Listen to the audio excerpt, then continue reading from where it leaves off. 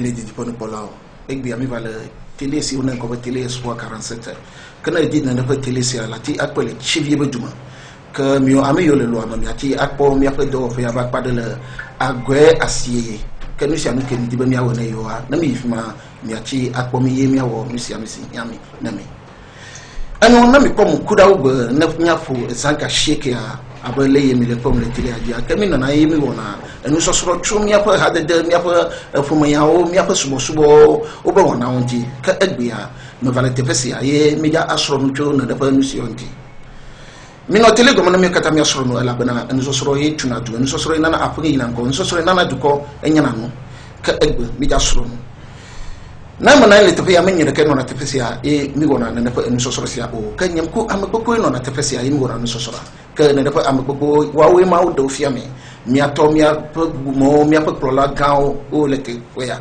ye mi ya awo no so so fia ken gbe ko madam ya te ha le dulaji si ame ai be da si be chofa iben ko ken gbe mi ade mi aba era que mon popo le be mana mon popo ne mi ajesi o be chofa o be ko ne mi acho mi apa yan si egbe mi dawo ado mi aba nguma mi awe zolo yolo anu abele yeme gleba ya ke gamia suba wadu ku ko fiame ke nele ne ya matoji cho miato do ma hinya me jesu amu me jesu ke na de do ku fiante quoi yo me de apene mawo dipo 20 ans sont catanto da kuna poto de la club la Yesu Cristo amene de mobe de kan ya nya dogo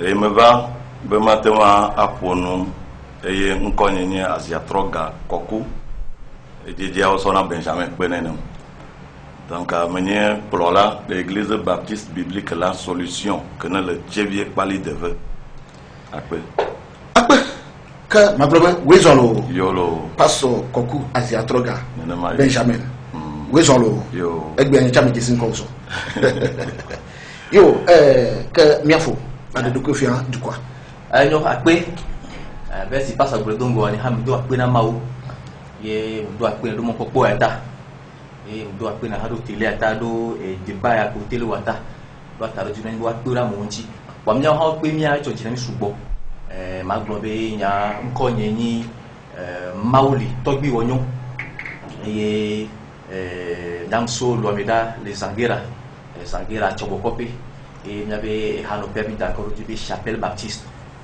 pour funa yi nso yo akpekaka mauli wonyo alo togbi wonyo anyo enko wacha ejojinam enko mauli kengwe togbi ja manyo de bio benko yo ke mi agbo wezolo yo mi ato no maje ke matia yo nko no ka ke ni matia we o elabana no fufu agbona lele wodun jenkwa ke ne badu bo anu lati kono ke efia ba manote lulu ala badu bo nyeke mo de do ko fia to gbaro yo ba ndakbe na ma oke evina mi do wele ki ga ko ya mba bi mo bi ya ba bu ni fafa be amekoko okatai nyanko ni wega kofi elolo intom le palimi muni mfiana le kalifun mala muni akba kofi wega elolo imam abdallah maubekruvi ke magbe wezolo yo mi ape tele di pon polo ke e wona ba mi jesi mi ape amichichi yo mi ape ambubu mosio va mi agbo le eisi am ye mi kata mi asoro mo wo ame ile tele agoma nga wasusuba ile tele komyo ke le nusrom mi kata mi na ile gbogbom ye mi kata mi le soro no le tu ke manu de ame yo le fia wonya kaka wo chala pe am do mahin na tia nya wo gaka enu ile no ame ba nine na la soro no ela bana do mahin enya dele ye me konyama o ke ayin no ya lati ade na nefa enya dego ye wo chala soro no 20 mesam na no tele go na mi kata mi soro no me do akpena mi anu edbia mi afa enya sie mi ja nine ye mi ali asile tanti poba leke mi ase wedo ela bana mawia enya gade amade jamu afa magloba mawia toa en na ye o critique na no mi me va fia ba mi critique nya o ka mi va fia ba mi asoro no mi aduru no ma no ye ngonwe kokra egbura ye mi di ba egbia mi adem na to kobliboa ka wo ame la pia me a me de kuku gande ndo apiama na mi awo no ela bena mi ye mi le won le fia mi le wele gbogbo mo keke bale nchila me ka me sia me le tsepesia ma wo amenu bebe ele me sia me gile fia le la pia ma me nyanyi de ba ma wo amenu bebe le jiwo ka ke no tele agoma ne mi kata mi asoro no mi ayinko egbia mi ya dro no ye mi ya fonu cho Yesu Kristo na mi do malio alo musulman o alo mia sa o yoba kremo be sumo agwa o gba na ba Yesu Kristo menyu mawo o ke bu enyu prophet ka na mi do Kristo tawo boa o gba na ba Kristo a enyu mawo ka egbe mi ja na mi avatro susu ko ba eske Kristo a enyu mawo alo enyu prophet ka nusi egbe mi ja fo chunjima mi no tele agoma ne mi kata mi asoro no mi ado no akpe na mi eizade yo zerka ke mi awozolo yolo enyo na mi jato ji cho Kristo to bakpaji ka pastor Bubuto Koku Benjamin Aziatroga mi jato ji chupo Kristo enyo mawo menyo mawo mi defia ba Kristo enyo mawo ka mi jato ji chupo ye wona ela atoji chupo mejana o miti amawo mama leja ado bibla ma ye la nami tefe de ka evedo le gomejeji akengo vo akengo mi atoji ado mahin Kristo mama onyenya mi di be mi anya enya vile kule ndike ngwe mi ado no antontomo ela bana di bana ko ne ya ekule ma no me fo mama janya ko ile mo kemele bo oh di joka onye na ni di jogare na male bebe ne ma va fia ne ma do nya ya nchi zire kake amada pe na Iman Abdullah la be eye pom be ma va de nu ya comme na ile télé jojina mto zire kake amada pe no ma gbo be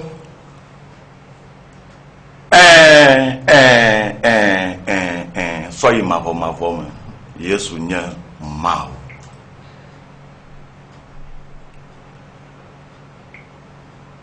deke matema de regoro jale sie mi glombe mi la de no fiant le Bible am enye jijonam ela bena ame adeke manya naneko so maunti na manyi ebe nyae de fion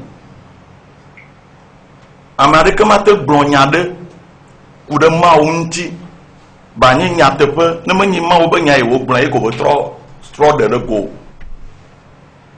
kemelang bedobe ma de nyatepe ya de go le Bible chinu ma note le Bible ji ya de nyatepe ya de go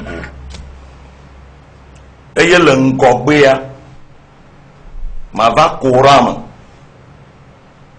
doa Abdullah Iman Abdullah yalo Abdallah okay ozande ala madum ngwa bi jikro eye wo pe ma edem adika encham deux adika yemo blonné be ma le gars défiant le Bible ama eye ma baba Quran ma la so enyawo le fi ma la so do peji enu yi me blon le wa la mea mo tro le blon le gaglan gbe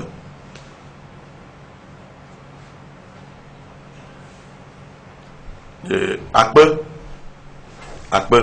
ma wo nya blon na mi le Timothée Evelia Taton pour que lui a d'un soit de lui André Lia e blon na mi be ngongo si angongo bede kuku fikele khle no adoa bede ku na le ja khle dana versia na no de ka ku susu be ame la pe ame la ti amole ah okay comme mi ti le na mi ya mo de fukro ku ki de kemelencho Ok, Timothée Ovelia Taton, Kukuya Den Yandre. Français, mais on veut 2e Timothée, chapitre 3, versets 16 et 17. Donc, à l'heure que vous Kukuya Mea, au blanc, on a mis un ngonglo, si un ngonglo, si tu m'as ou peu bobomala, et nous n'en fiant. N'a d'ordo, n'a nous faut. Et yo que kia, elle a n'abement ou bas mea, elle a de blibo. Kena donu si a donu wowo. Tane yebe magbon de soma untia rola so yebe nyama. Eye mele gbon la bena Bible la ma wo pe nya e wonya. Menye amagbeton to be susu yo so ngolo. Buku Ivelia esimana enye Petro pagban Evelia eta de ka. Buku blave de blave vore kelia 2e Pierre chapitre 1, verset 20 à 21. Dès que vous te faites au blanc, vous avez blondi de que me soit me de qu'un trop que bon ma ou peut bon au tout. Il peut bon et tout à mon et peut n'y a blondi là où pour nous le ma ou peut comme. Nous si à nous me le diable blanc, elle le diable soma ou penyam.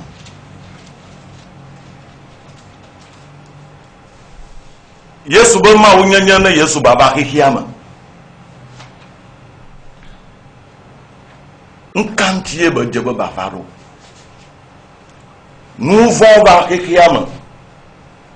Le mot c'est pas ban banto. Que mi blanc avec Genèse. Le temps veut pour que lui andre le taton pour qu'il baille de lui à ton n'ane jole de que vous te faire moi c'est pas dans le banc ton tave pour que lui andre le taton pour qu'il caille de lui à ton lia le pour qu'il a lui andre amala ma ou blona dambe me gabu atikuya sinon nana o jenasi nuit que le fond bebe lui là ku keye wa ku e ku ya ele nye gbogbomo be ku ple ntila mo be ku gbogbomo toa ele nye mama que la va amegbeto ple ye be wola dome eye keye amegbeto ple be wola dome ne no ajola va mala o dan wonya dali kake eva mo be to mado va wodo le bukui taton bukui gban so yimala Bible anami nya be damble nyonwa eye dan yala enye dan mi le po o po plenku kake gbanye gbogbom dan ndeka wonye zan vonwa me fo wonye dan le ntilama o yo be dragon fo driba dès que vous daya et que vous voyez on a diable alors serpent ancien abosam et bleu Adam bleu va nya bleu e bleu nyonwa dasiaji na nsu acha dadeji obankufu eyo npo osiba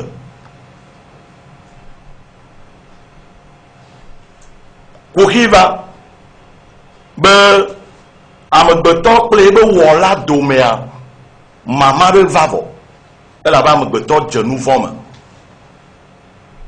esi mawu va la Bibla gblɔ be eva dzi na wokpɔna ɖo na dze kple wo mawu yɔ Adam ebe eye wòva tɔ afika wo ɖe ebe mese ŋkɔ eme be elabe mele amama meke gblɔ no be le amama ebe alo de ne du ati nu me dese le na wa ebe nyɔnu ke le da ɖe gbɔnye la eye na be me ɖui wobiɔ nyɔnua tsã be edan ye blem eye me ɖui eye ma wo trɔ ɖo ɖe da gbɔ afi ya ma di be miaxlẽ yo Mose gbã ta tɔn bukui ame 8 atɔ̃lia Mose ba tato fufu amwi atonle. Genèse 3 verset 15.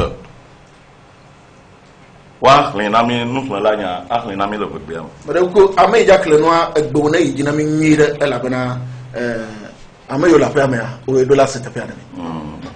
Mose ba gban gbanto taton fufu aton. Ablove made adika minakle nyonu la doma. Wojijima kple nyɔnu la be edzizime dome eya la agbata na wo eye wola aɖu afɔkpodzi nɛ. Amen. Amen. Français à Globe. Je mettrai inimitié entre toi et la femme, entre ta postérité et sa postérité. Celle-ci t'égraissera la tête et tu lui blesseras le talon. Amekaye le pompo le fio. Maouye le pompo et le bon d'ordre. Bleu vodriba abosam satana. Esi e maou soto hanyawo le vala. Ba glone be soya dia me badjaz be fododi be le jazon le. Mi ko e be de ko nya. Mais quand maman le glone na. Dan. OK. C'est parce que amoko la paix ametaï me le bioma. Dan. OK. Eye vodriba lo dragon ko glona. Ese pa be me de be zona le fododi son ezruna.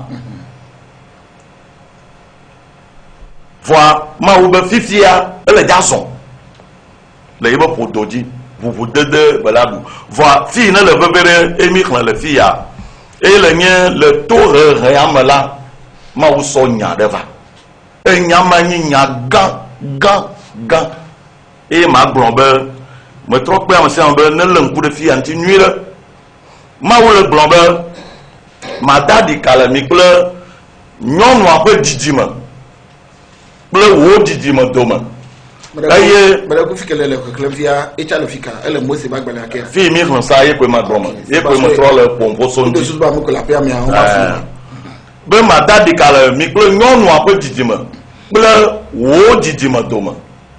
Aye manabe aye la gbatana o. Aye wo la na do afokpo ne. Nyon no ape didima. Aye wo gbon.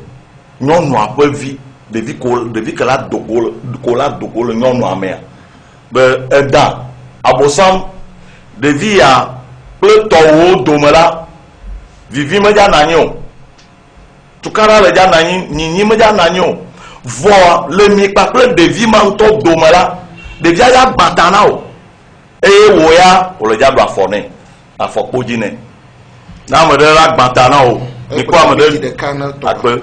Demi kpla me de mi wavu eye ame agbata no wa me ka di ame adujio no so so po afo na me a kple ame ke gbata no wa ame akpo no so we nti bete gbata no do que les filles le théologie me ami blanc ba auto évangélium et ni de ke ba pukuya de là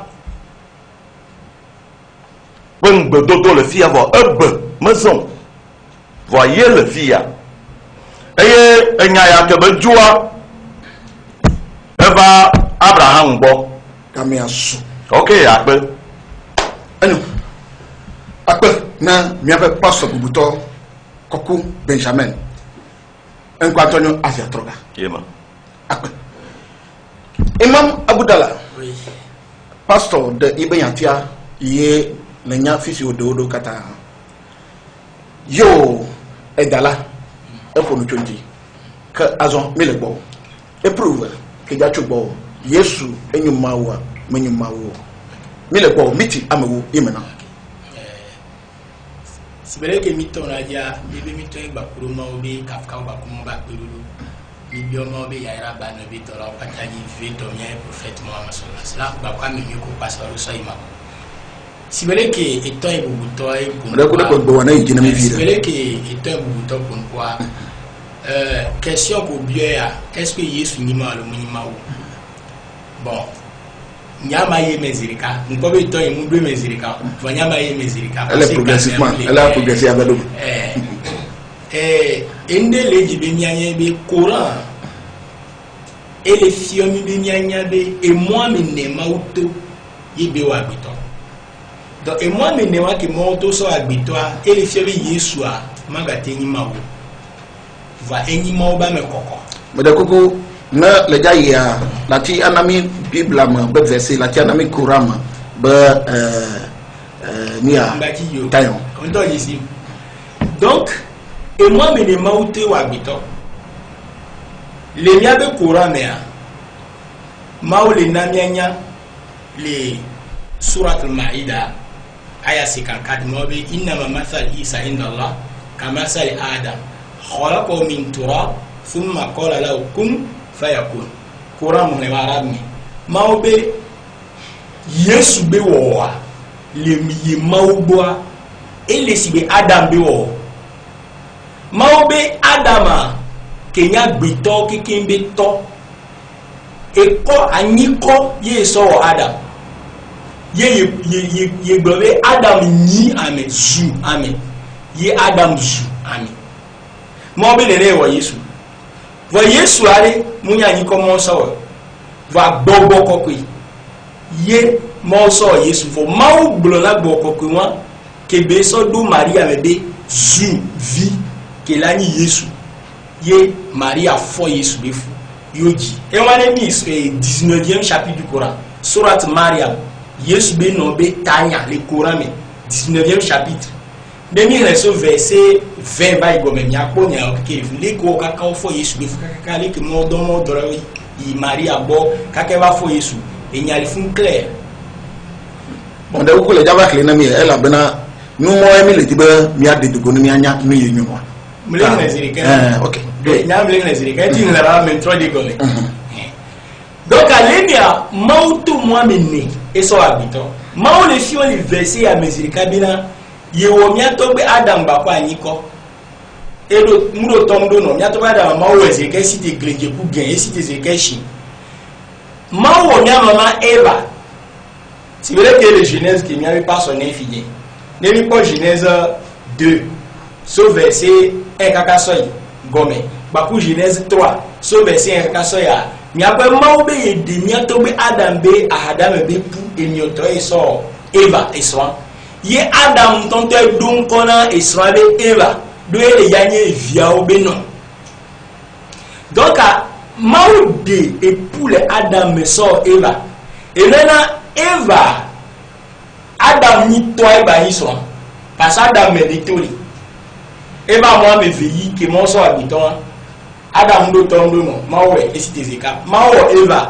to rusme elo to mudo no egba ni so azerika ye mawo mia o ke mi lebi mawo wo mi nyusu kunyo no edogu yo jini fo mawo wo ni baku afona vêtement et moi to gwa ke mo so habitant vêtement mo so mi wa nyusu kunyo no afona vêtement ye mo so mi o Yesu ba gba ye nya gbeto bi wo enegbon mawo so gbogbo so Yesu et le l'amour de belle connaît bi Yesu be wo kwada be wo a o so parce que mawo so e ko so Adam e be ni nyi trozame mawo so gbogbo so Yesu e be ni trozame donc e ba mo mi ne e mawo to e so agbito donc ni mawo ye to e mo mi ne ya o kaka wa agbito kaka ba o Yesu a Yesu ma gba ni mawo kewe parce que nous pas Hébreu 10 verset 5 Nouveau Testament non Hébreu balé et il y a ewo itameo pour ma toi bien vérifier comme Jésus étant rentré dans le monde que Jésus évaillé il dit Jésus blanc tu n'as voulu ni sacrifice et au moment où mouya vosa ni offrande au mouya wanandelo tao mais tu m'as formé un corps et au moment où on y Yesu munyintila ndontila ne Yesu ni mau ke wo Yesu nyintila et nous que Paul efion hébreu to Paul est no hébreu et no lettre na hébreu yo ebe hébreu donc que Yesu to evaluer Yesu ben fio que les bible quoi que Coran les fionia et les fioni Yesu matini mawo vo Yesu ni amepepe amekoko de kale moba mekoko me ame koko mawa me kokwe egbe ke ni le ya me le fia Yesu ko mi abikin mi o ke ni le fie fi kaka mi ku ya la twa amere pe mu le ko Yesu va mawiye na be ko bazene mi trona Hébreu me fi ya verset où le fond que mi a fiobé na Yesu nto fiobé mawiye si amina Meroko nyame diba verset le funo nous que le nom mais verset là eglala parce que mille nous sono yi donc amoko la paix mais on a porte faire on va tout laisser problème donc nemi ma Coran mais nemi pas 112e chapitre du Coran surat Ikhlas 112e chapitre Marc 14 premier prophète be au prophète Mohammed on veut le blembe mi atati vubu legba nemi asubomo de carré mawu wa mi le pon mawu ri le ke mi asubo no ke mi le pon e ko to mi ti ametono si on mi me keni mawu ye mawu di 112e chapitre du Coran mawu te le kul huwa Allahu ahad to robe mawu yi de ka honwe amevemu lo Allahu samad mawu amisi amele hin amisi amele biefo mawu mu hin andi le nyagbo lami yalit mawu mu jivio wala mi ulat o mu jimawu wala mi yakullahu kufuwan ahad amerika kule ke sokuro mawu Ereni Esaïe 46 verset 5 prophète Esaïe hein oui. Et le peuple l'Éternel Dieu dit ça dit à qui me comparez-vous pour lui faire mon égal mawu le peuple mais quel il y a so enyi mawu so jijeku aso soku ne nyeku ni asoma à qui me ferez-vous ressembler pour que nous soyons semblables mais quand il y a so globé di mawu ne nyeku ni adinya no et les jeunes mawa e wo mi le de no mi vomi mu di e wo mi no mi ape no me mawu wo mi yo agbeto e bi no me vomi mu di o mara paro e le si adide di don kuwi valide be kuwi mu le si agbeto to donc mawu e don kuwi e wo mi no kuwi vomi be kuwi mu le se mawu ta fi ke mawu be kuwi la pon se me be kuwi ma pon se funu mawu ba lo do afo be ba fo mu le se mi ato e le si adide di do afo be ba fo mu le si agbeto to mu le si gbon to mawu wo mi le bi no e gbe be mi do afo mi do aro si le ke mawu do afo e do aro mawu do ta mi do ta fo mi di mawu donc les gens 1 verset 18 Bible mais Johannes Bagbare Bantoa pour venir Bible là personne n'a jamais vu Dieu Amérique ben pas personne Amérique ben pas celui qui était dans le sein du Père celui-là l'a fait connaître mais tu pas écoute non avec les mots et il n'a au Jessimao il y a ce que Jésus bon Yesu ke le mawu et il n'a au Jessimao la de Yesu ni mawa nous que non pe yo be mu mawu le ko pasa mi nko ko donc a mawu me ja ko bref mi be Yesu le mawu me le ki si be camera no numéro e gbe be e ku mo ka chachare le wani relation gamna ki tele njesi ni do apena amesi ole tele comme elle a bana te pe ya mi va jiro fo mi va enu mi va ba mi asenu comme ye mi ame ole fia na mi kwa mi amesi amele kunwe e fia ba te pe ya inti fafa le te pe ya elle a bana ma ba ya ye mi o le te pe ya mo mi e jiro pe ya apena mi pastor Benjamin eto aba ma wuto emo amenedi yo wo amegoto ye eyiji kaka le defia beba Kristo enyo ma wo be nti kokwe mu gaka menyo ma wo enyo melebo edoa nya abitri menyi ka azon edoa lebo ejo jinam be epompo bayi ne mpo ja do mani o parce que mo so azon ni dele okay na mo do mani ama bo azon ni nya okay baba na miti amoro akpe kaka eya ke mo so yi sutugba mo notero global auto évangélium oui fi ke ma wo gbon le be il a gbantane non na be didi la gbantana dan que ni satana e ala ba fokwene oui e fi me va kan boye mi khogbela gamia soa oui e le ni be nyama va oui que be dzo le fima zi ɖeka be Abraham gbɔ. Abraham ke ne ɖo ŋkɔ ga kuma be Abraham. Ŋdi be ma yi ɖe dzi. Ok. Ɖoa me le tum ɖe. Gamiawo tɔwoe. Ale ke wo le dza le dzi. Ne mi kpɔ Mose gbã tawi eve kpukpi ame tɔn kpukpi ve yi ɖe tɔn. Mose gbã tawi eve kpukpi tɔn kpukpi ve kple tɔn. Que ni Genèse chapitre 12 verset 2 et 3. Vevietɔ verset 3. Ɖeke be teƒea Mawu ɖe ɖo question Abraham. Eƒo ŋƒo nɛ.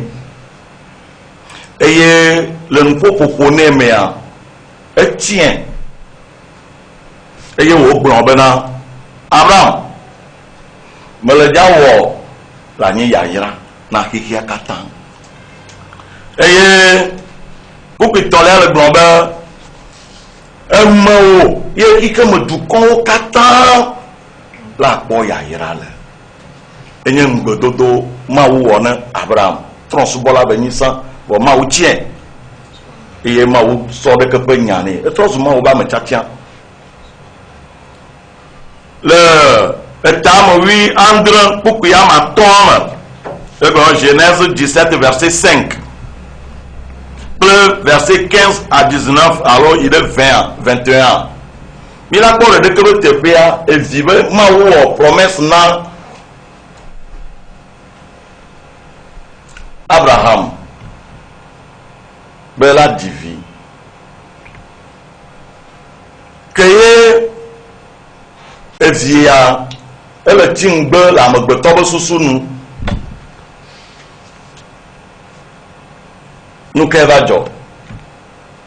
Do ŋkɔ ne miava ɖo fi ya esrɔ̃a Sara sɔ yi be kosi na. Be ne do fu nɛ ne yeakpɔ domenyinu. Elabe yewo si vɔ. Wodzi ɖevi ma woyɔe be Ismael. Kosivi be Kosia be vi Hagar ye Kosia be ŋkɔ eye vi ye ke be dzia enye Ismael. Gaƒoma mea Sara alo Sarai ŋkɔme nɔ si ekpɔtɔ nye anyɔnu ke me fɔ fu o. Ekpea ta yi vɔ ele kunya gã. Bon nu ke dzɔ Mawu trɔ sɔ ŋgbedodo yava eke ye bele ƒomƒo ne Abraham ku ɖe ɖeke ƒe nyawo nua. Abraham va be awɔ be awɔ ɖe be yewo si vɔe. Eƒea yi vɔ ŋgbe ke be le do ne ya ɖe be Ismael le fi ma. Ne dzo sɔe to dzi Mawu be awɔ. Míate vérifier. Míaxlẽ le verset 15 à sɔva 19 et 21. Nu kele na kele me gbegbe me kengo. Mose ƒe agbalẽ etamewi ƒe agbalẽ gbãtɔ etamewi andre xexlẽmewi atɔ̃lia egblɔ be eye Mawu gagblɔ na Abraham bena megayɔ esrɔ̃wò Sarai bena Sarai azɔ o ke boŋ Sara anye eƒe ŋkɔ mayrae eye mana wòadzi ŋutsuvi hã na wò. Mayrae ale bena wòava nye dukɔwo kple dukɔwo ɖiŋu dziɖulawo kple dukɔwo ƒe dziɖulawo dada. Tete Abraham tsyɔ mo anyi eye wòko nu elabena esusu le eƒe tame bena alo ɖe wòadzi vi na ŋutsu si xɔ eƒe 100 la alo ɖe Sara si xɔ ƒe 90 la agate ŋu adzi vi mahã. Eye Abraham gblɔ na Mawu bena Ismael metsi egbe na wo ko. D'accord, laissez les femmes. Passons, et voilà. Kpukpui wi asiekea yi ɖe kpukpui wi asiekea nɔ kpukpui wi asiekea na mi. Tete Mawu gblɔ bena nyateƒe srɔ̃wò Sara adzi ŋutsuvi na wo. eye na yo eve ŋkɔ bena Isaac eye mabla nu kple eya kpakple emegbeviwo tegbe. Bukui bla vɔvɔ ɖekelia. Bla vɔvɔ ɖekelia gblɔ be ke mabla enu kple Isaac ame si Sara dzi na wo le ƒe si gbɔna la ƒe wòale wo yi. Esi Mawu wu eƒe nuƒoƒo. Emanyo. Alléluia. Amen. Ma gblɔ be na nu yi me le gblɔa ye ya. Lignée ɖe va le yi. Didime Mawu le ta mɔ ɖe va le yi. Eye le fi ya Isaac ke nenye nyɔnu ke woɖe ŋutɔŋutɔŋutɔ. Eku amegã alo ku nyagã ɖeɖi. Vɔ Mawu yra bena bafɔfu ne ba dzi vi. Ela sɔ nubabla gã ɖe to ela ewɔ nubabla kple. Elabena ɖoɖo ɖe le Mawu si ku ɖe ŋuti. Abraham gblɔ be awɔ Ismael le vɔ be n'otsɔe. Ebe awɔ me Ismael be nya ye o. Menya nu yi nena me le gblɔ nya ya. Wa me di be ɖeka ko ma zɔ ye ya. Miti ame tɔn va kpɔtɔ na. Akpe no. Donc ma gblɔ be le établa vɔvɔ ɖeke kpukui gbãsɔ yi ɖe nea mea. Egblɔ be Genèse 21 verset 1 à 4. Bibla na mi nya be nua Sara fɔ fu eye wo dzi vi. Woɖo ŋkɔ nɛ be Isaac. Efia be nya ke Mawu gblɔa eva me. Egblɔ be Ismael la yrae. La sɔ yi ta wɔ dukɔ gã ɖe. Voa ame yi ye me ye fiawo kple nu vovovo la va dogo soa Isaac ye. Eye ne ma ti kpoa ma gblɔ be na be dzo le Abraham di Isaac di va dzo le Abraham di va Isaac di va le yia mi va kpɔ be efli ɖe le nanyi esime ye Isayi va eye Isayi va di efiɔ va di David ke ne va nyi Israel be fiɔ eye ŋugbedodo va ne David hã be ye be fiɔɖoƒea ma ti ƒoƒlo be ye be dzidzimevi la wa nɔ ye be fiɔ zikpui dzi tso mavɔ yi ɖe mavɔ me ye be fiɔɖoƒea Mawu nu kpɔ gbe ɖe o. Mawu sɔ ŋugbedodo ya na David. Donc ezu be mitinya evoa me dzi la gblɔ be me va nɔ te ɖe David dzi de fiɔ be Abraham exɔ ŋugbedodo so Mawu gbɔ ye wòva me to Isaac dzi eye wodzi Isaka dzidzimewo va yi kaka va kɔ ɖo David dzi. David va eye David ɖu fiɔ. Mawu trɔ do ŋugbe nɛ be so eye David ƒe dzidzime me la efiɔɖo ye be fiɔɖoƒea ame ma tia ƒoƒo gbe ɖo. Ye la sɔ ye be dzidzime da ɖe eye ye be fiɔzikpia la na anyi so mavɔ yi ɖe mavɔ me. Efia be nuwuwu mele dza na anyi nɛ o. Azɔli ke me sɔ le yia ma nɔ te le fi ma. Akpe eke kutɔ 30 secondes non quoi auto le note quoi e ma mi. Ah oh ne le sɛ ne ma ouais parce que me de bele sumore. Parce que donc a ma gblɔ be ne ma ti kpoa ma na kpukui ake gbɔ ne ma trɔ va. Parce que ne mi va nyagblɔɖi la Ezaya gbɔ abale yi ye mia nɔvi Abdra gblɔe fifi nenea Ezaya le nbabla xoxoa mea eye nye nyanyui ƒe gbeƒãɖela le nbabla xoxoa me be prophète. Minute asu azɔ. Akpe. Miaƒe imamu alo musulmanwo siwo le aƒea me.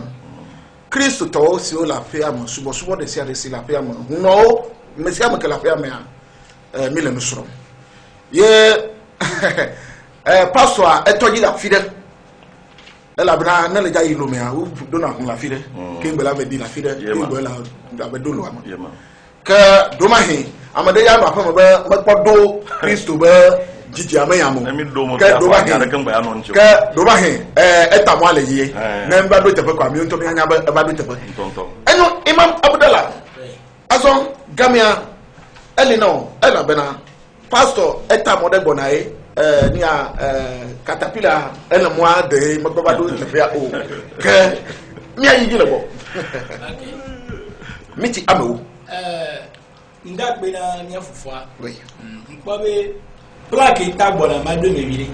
Atati Yesu nyima ke mo parce que tellement voix on peut pas se tativider et bien somme mon bon la ba gege ma do fure ko la de fi nya yina et il est pompo sokuro et ça dit et nous babla que mao pour Abraham et les alliance Bible to le nanya be mao won babla ba ku Abraham bi viu kiki mo Isaac de parce que il peut Genèse 17 qui il y a verset 7 à Abraham, j'établis mon alliance entre moi Dieu et toi Abraham. Ça dit Mawo et Ngbedo et ça dit Mbabla les Nimao que Abraham Domekengo était descendant après toi. Bakwe vive Didi au Chamja au Mbabla Bakulo. Je serai leur Dieu. Maniwa Bimao. Donc avec il a été descendant. Donc Mawo nous babla Abraham. Il babla de camp. Yemao tourne be yega nous babla baku Abraham be viuja. Yeminya le Bible mais que Abraham be viu. Abraham be battre les Ismaël.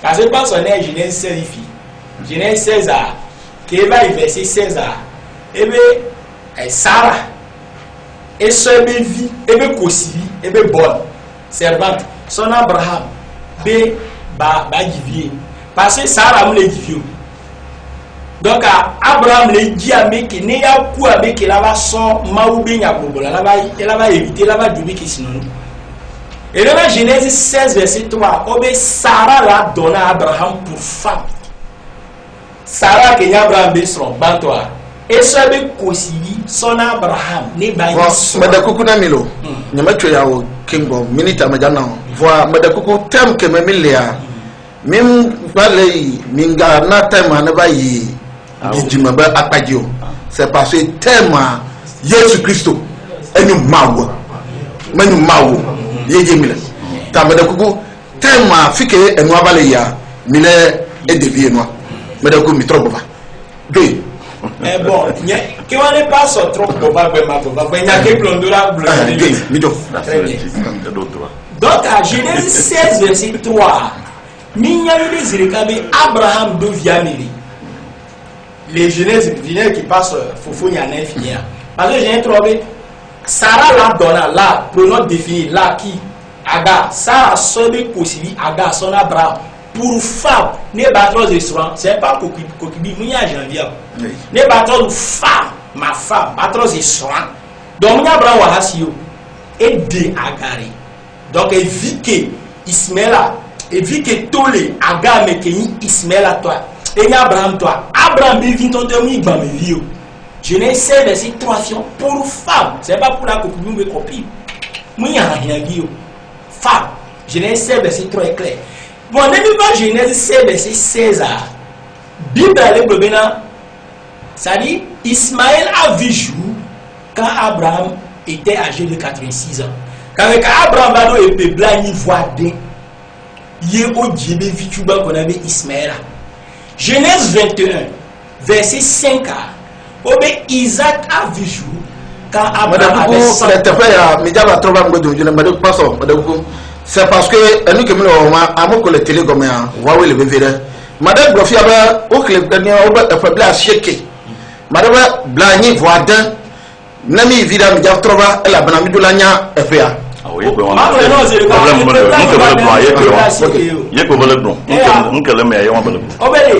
Genèse 16. Genèse 16. Abraham était âgé de 86 ans. Lorsqu'Agar affronta Ismaël à Abraham. Ok. Mijo. Oui.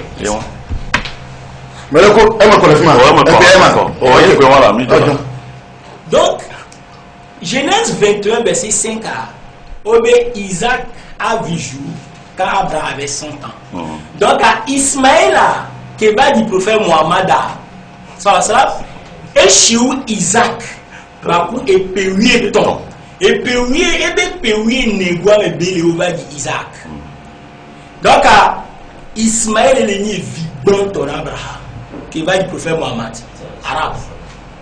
Donc, à l'émir, mais le pose le cabé, Genèse 17 qui vient par son nom, Némi 17, verset 7, Kakaba et Goméa. Voilà comme Genèse 16 et Genèse 17, verset 19 à 20. Mao Yafio, be Ismaël a cha yeyire et la menyome. Genèse 17 verset 19 Abraham to Dieu mao qu'Ismaël vive en face de toi. Mao Ismaël a keni vini ban toi. Ne no agbeliku e bebe sa anokwi ne ba no agbenyure. Genèse 17 verset 20 Mao hoebe igbero la ne. Mao tenebe à l'égard d'Ismaël j'étais exaucé. Mao to la bambe Ismaël anti ko dogbira mo roi po be gbero na. Je le bénirai et Mao maïra Ismaël. Je le rendais fécond, manela djisubo. Je le multiplierai à l'infini. Manela djidiso imavo et bidiola subo ya sema. Et que mi po musulman les que mi subo les et que mi les homme plus de 1,5 milliard musulmans au monde. Chrétiens qui ont subo les 2 milliards. Bien c'est comme donc les mères Mao les fions bena ne Mao ira me ya ya. Eh il faut pas mais vraiment pour filer me là Jésus m'a vraiment. Donc les Abraham bi di me vion mais Ismaël avait dit prophète Mohammed a Eva Mao va donner prophète Potia Isaac Eva dit Jacob va dit Israël Jacob lui dit va dit David va dit Suleiman Salomon va dit quelqu'un va dit Maria va dit Jésus. Donc à les filles Mao do Jésus na me ko Israël vio et qui a débat oui parce que pas sur les problèmes débat elle est deux afin. Merci. Oh, Gamiali, n'importe qui a fait. Merci. Donc, allez, ba Dieu le fou, nemi ba yi, vivi mon ancien testament, nemi nouveau testament, nemi pas Galates 4 verset 24 à 25. Obé, toutes ces choses sont allégoriques. Les deux femmes symbolisent deux alliances. C'est-à-dire, Paul Nto et les Globéna, et il y a quelqu'un et l'autre de Bénia, un Gambénia. Abraham besoin me viao Aga ou Sarah sont deux alliances. Oni Maobe Ngbedo doit me vie, Maobe Ka, Maobe Mbabla me vie. C'est que Aga est une alliance avec Dieu, Sarah est une alliance avec Dieu. Nous on me vions qui ont et je me vois bien vidi Diwa Mao alliance ko et Kababla ko. Donc à Moni Isaac de Ka. Mais tu n'es pas tout le comment il y a non. Mais tu n'es pas son problème merci. Et pour le midi de caro. Donc à l'effet que il y a quoi, il y a bien ne débat avec Jésus ni mal il y a pas quoi est-ce que prophète comme il y a fi que pas sur les. Mais de beaucoup bien quoi il faut tuer encore. Ne médiateur ni médiateur. Problème. Donc à les afodo do pe que passe sur même les blancs. Il y a un bono. Tuer encore. Le fia. Même médiateur ni médiateur. Problème. Même tu as déjà moi comme dit bien et nous cherchons qui passe sur le médiateur ou veut voir et nous cherchons les fions miséricordieux mais qu'il Mao les gars dans la délicia qui ont mais donc elle moi de me pas de nous doyiti même de ça ne verra bien pas pas mal ni moi alors ça veut dire vous mal dans la gueule ok pas c'est maintenant yama mais va non biti de calculer 30 secondes. On est pas 30 secondes ok donc yama trop bien avec tema ya trop bien avec tema et nous que mi le dit mia fofo mia no mia la da ko le dire comme on est pas so pépé et gbenya be tema Yesu ni ma o le ni ma o donc a mi o musulman o wa ni gbe Yesu nya me pepe Yesu nya me koko Coran le fionere Yesu de ka ça dit le egbebe qui a me kimi ya donc et que ni le nya et que ni ba tuma et le ka mu do le Coran Yesu le fionere Yesu nous on ne voit pas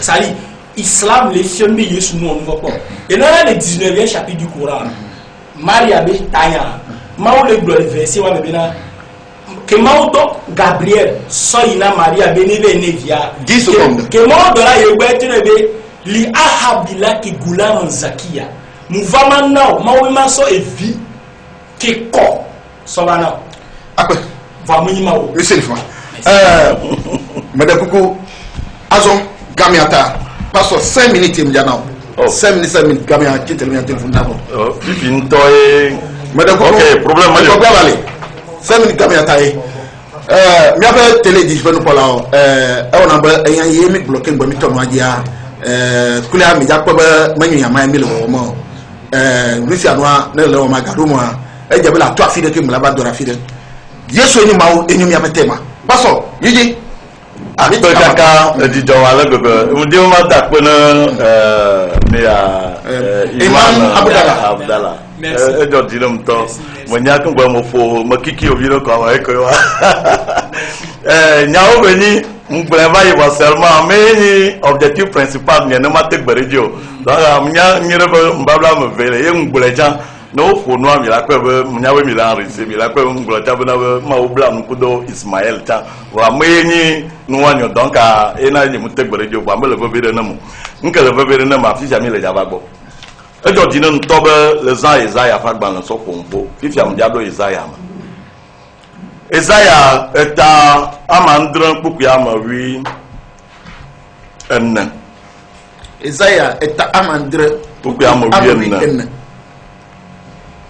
nami nyanya nana Isaiah melegogo enunya sugbon sousa e mu blon ba isabe me jende gome donc wa Isaiah ta amandran puku ya mawi enne nami mi akora be Isaiah de ebede kema na kabele bro Isaiah ta mandre buku ya mwini ya bloga ayata apotolanto ana jesimi boda de tugi vi a fofu e waji mutu vi ana nko ebe mauli plimi amen amen Isaïe 7 verset 14 c'est pourquoi le Seigneur lui-même vous donnera un signe. Voici la jeune fille deviendra enceinte, elle enfantera un fils et elle lui donnera le nom d'Emmanuel. Amen. Amen. Amen. Amen. Nous caillons mis le pôle fille, nous blonga il semble mis le tamore. Israël va le taper pour son demain que nous le déjà composé yancho. Bon, on le pom na dede. Eye ma wo benya glorila va efio agbo benari na bio jesile ebe ye mate ma wo po e ma wo dola ntofo hogbe e do azore mi kpora ma wo ba me Isaiah Yehowa be ma wo be miti de ka e potono 5 minutes okay Yehowa be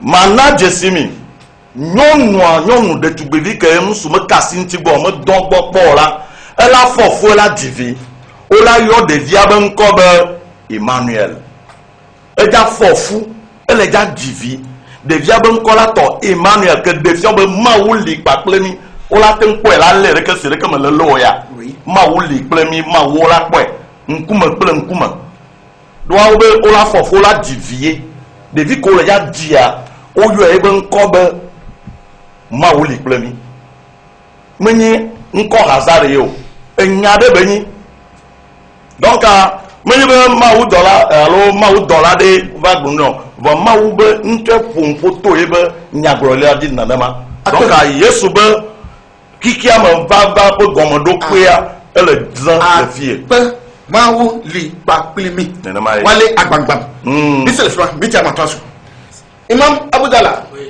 mawu li plemi Yesu bagbo baba goma jejema bile bo Yesu enyu mawu nyatepe Isaïe 7 verset wadi ko mdatroba nemi amia be frère o miti amato ya mia fofo kumia dada o ko le tele agomea mi so Isaïe 7 a so verset va 14 a mi aya be mu Yesu be nyon le blood oui parce que enya e fiore nebe ora be Akaz e mi Juda be fio e wo emu de kabaku Siri be fio ko na be Resin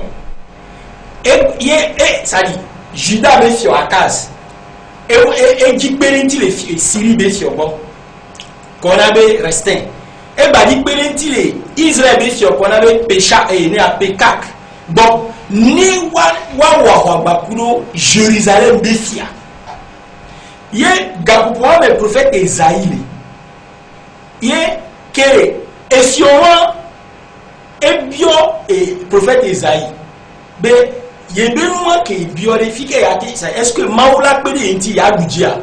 Il prophète Ésaïe te menade. C'est une de mine quand il va verset 14 Bénal. Prophète Ésaïe Akaz répondit, je ne donnerai rien, ça dit, monsieur quand même là. Ésaïe dit alors, écoute donc, maison de David. Prophète Ésaïe est blonné et fiorant. Benade. Voici le Seigneur même vous donnera un signe. Gakmekola du et fiorant dia. Maoula no décidé à Seigneur be no po décision c'est quand il y a la table de fiorant dit. Et bien, la jeune fille, tu peux dire, elle a faux. Elle a dit, David, on est Emmanuel. Et bien, Maouli plus. À casse ben le blanc, Yesu be dit, n'est pas la générosité de Jésus, n'est pas lui qui m'a. On m'a pas Yesu be dit, mais son mari a été tombé, on m'a pas casse les mots.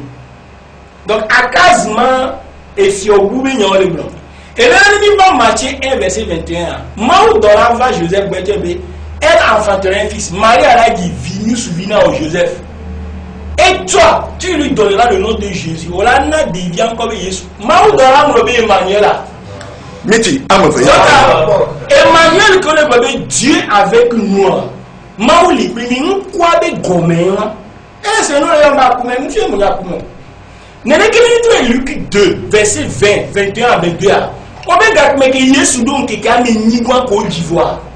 On sauve na Yesu. Ye on donc connaît Yesu le nom que l'ange avait indiqué. Nous que Mao dolana. Verset de que fait Yesu. Que ma Yesu n'est que domi ebe manière. Yesu bonne. Et bien mais Yeshua. Voyez manière de bien mais Emmanuel.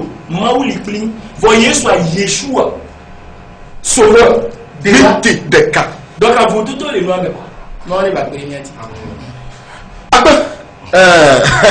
Bien télé dit ben quoi là. Nous sommes que comme je disais ici que nous j'allais que elle toi mais il y a quoi c'est le tapé fils ami toi dia parce que fils ami toi dia un chocolat mia gava eigi legash ezagashike ye mia soro Yesu yenyu mawa allo enyu prophète mia pe etanyema entwa me va yime komidago apenami amaya no miati yemi na nepe mission ya mi vado enu anami mi apa technique mi apa aba tata Sylvie no te papa yemi wono ke vado wale beya ye na mi va mi apa camera ya mi apa aba Frédéric et la Sonia ku wato le te papa que na le va ayi no pe le fia wa pastor Bubuto pastor Aziatroga koku Benjamin eto ima mwadi ima bugbe nko gbaja fifi ale gbegbe ye na mi jo le fun mi akọ pastor Bubuto Maui togbe wonu cho loma ke na mi jo le fun mi akọ imam Bubuto Abudala re no mi agbo eyin achieve to me na elabena eyin amogbo dogofo va mi ahwe na amole fa mazanga ke gamia ta mi mati ayo na pa mo mi akọ egbeto atsere tepese a encho kura mia aidi ye mia progressive mi de akpena mi ye mo biba eva ye encho kura gbo mi agbo ba